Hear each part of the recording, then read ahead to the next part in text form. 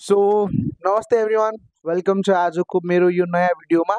So आजको नयाँ भिडियोमा हामी जिम, डाइट अनि हाम्रो रेस्ट यो सबै चिजको बारेमा चर्चा गर्नेछौँ। ओके, सो कतिपय मान्छेहरू यो मात्र सोचिरहेका हुन्छन् कि हामी जिम मात्रै गरेर हामी राम्रो बडी बनाउन सक्छौँ या राम्रो फिजिक्स हामी पाउन सक्छौँ भनेर। सो साथीहरू, यो सबै गलत हो। ओके, सो हामी जिम गएर मात्र नै हाम्रो शरीर राम्रो बन्न सक्दैन। ओके, हामीले डाइटमा पनि अनि रेस्टमा पनि हामीले फोकस गर्नुपर्छ। हेर्नुहोस्, हामी जिम किन जान्छौँ? हामी जिम आफ्नो मसल्सहरू तोड्नको लागि जान्छौँ, आफ्नो सेल्सहरू ब्लक ब्रेक गर्नको लागि जान्छौँ।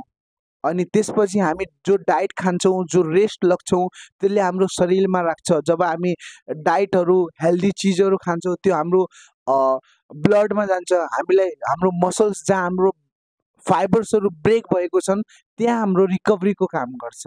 ओके, अनि जब हामी रेस्ट दिन्छौँ हाम्रो शरीरमा, जब हामी सुत्छौँ त्यतिखेर बडीले धेरै रिकभर गर्छ, धेरै ग्रोथ गर्छ। त्यसैले डाइट अनि रेस्ट पनि आवश्यक हुन्छ।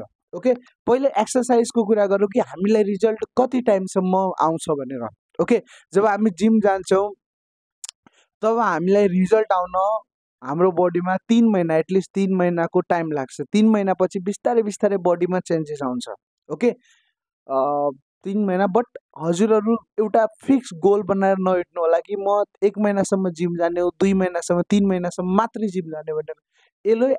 यो चिजलाई आफ्नो लाइफमा एक एक घन्टाको समय दिने, मतलब डेली लाइफमा यदि 24 घन्टा मिल्छन् भने 1 घन्टा आफूमाथि खर्च गर्ने, होइन, 1 घन्टा एक्सर्साइजलाई दिने।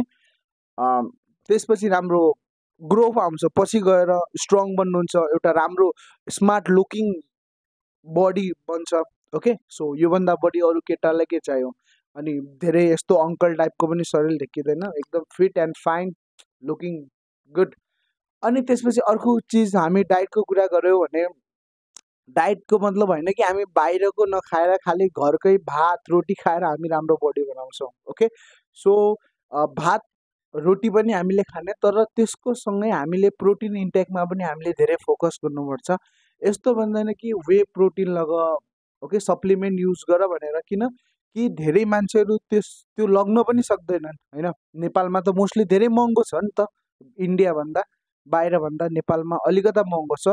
सो घरकै चिजहरू खान सक्नुहुन्छ हजुरहरू, दुध खान सक्नुहुन्छ, दहीमा राम्रो प्रोटिन पाइन्छ, दालहरूमा राम्रो प्रोटिन पाइन्छ। त्यसपछि माछाहरू, अन्डाहरू, यो चिजमा पनि राम्रो एउटा प्रोटिन इन्टेक पाइन्छ। यो चिजलाई पनि आफ्नो डेली लाइफमा युज गर्न सक्नुहुन्छ। अनि सोयाबिन छ, सोयाबिन चङ्कहरू, सोयाबिन पनि, बट 40 ग्राम मात्रै युज गर्ने है। सोयाबिन यदि युज गर्नुहुन्छ भने सस्तोमा राम्रो हो। अनि चनाहरू, भट्टहरू, यो सबैमा प्रोटिन हुन्छ। यो सबै चिज युज गर्न सक्नुहुन्छ डाइटमा। अनि अर्को चिज भन्दाखेरि रेस्टको, होइन। आजभोलिको समय कस्तो छ? सोसल मिडियाको समय छ, होइन। टिकटक, इन्स्टाग्राम, फेसबुकमा हामी बिजी भएका हुन्छौँ। तर जिम गरेर त आउँछु, जिम गरेर आउँछु, आएपछि हामी के गर्छौँ? हामी के सुत्छौँ पुरा? हामीले कति घन्टा सुत्नुपर्छ वास्तवमा, के तपाईँलाई थाहा छ? हामीले 7 देखि 9 घन्टाको बडीलाई रेस्ट दिनुपर्छ।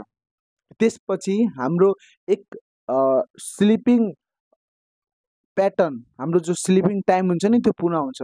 ओके, सो 4 घन्टा 5 घन्टा सुतेर यस्तो होइन कि हामीलाई रिकभर हुन्छ हाम्रो शरीर। मोस्टली त जिम गर्नेवालीलाई त धेरै रेस्ट दिनुपर्छ।